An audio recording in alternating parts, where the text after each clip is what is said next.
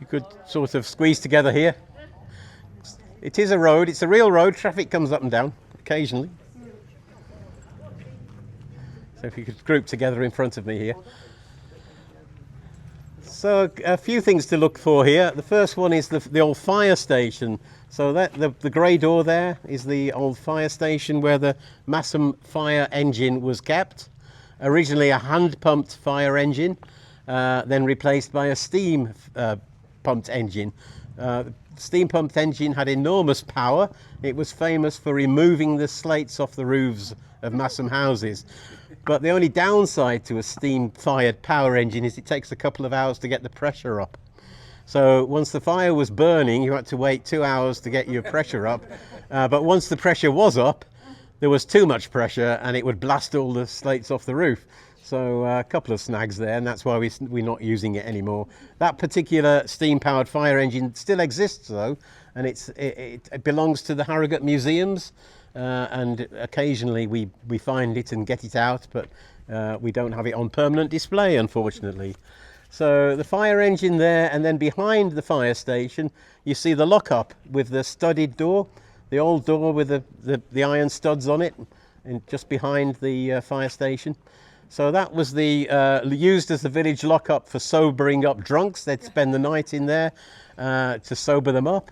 Also, you know, people waiting trial at the ecclesiastical court of the Old Peculiar. We'll talk more about that later. But also during the Napoleonic Wars, the muskets of the Masham volunteers were kept in there. So when the beacons were lit in I think it was 1812, and we thought we were being invaded, the Masham volunteers under William Danby in command would have mustered in the market square, got their muskets from the lockup here, and then marched off towards the coast. They got to Thirsk and were told it was a false alarm. The French hadn't invaded, and therefore there was no need to progress to Scarborough, wherever they were heading. But they'd got to Thirsk, so they decided they would drink the pubs dry, which they duly did, and they staggered back into Masham just before midnight, completely drunk, and that was a famous escapade of the Masham volunteers. The end of the war, when the Napoleonic War ended, they decided the muskets were no longer needed. They sold the muskets off, and they used the money to extend the school. So from muskets to school buildings. The house here with the gates, Nutwith House, was originally called Belmont, and it was owned, or built rather, and owned by one of Masham's famous artists, one you may not have heard of, called George Cuitt the Younger.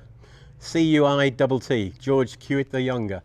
Probably not as well known as Julius Caesar Ibbotson, another artist from roughly the same period. George Cuitt made his money selling engravings of the ruins of abbeys, like Jervaux and fountains, etc., and old ruined buildings, and they were quite popular in the Victorian times, sort of tourist souvenirs.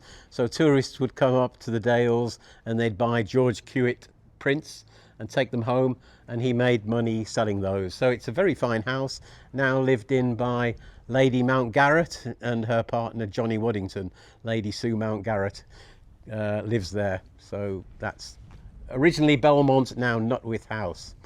So we're going to go back to the square, turn left and stop. We'll go into the churchyard and we'll stop at the Saxon cross in the churchyard. So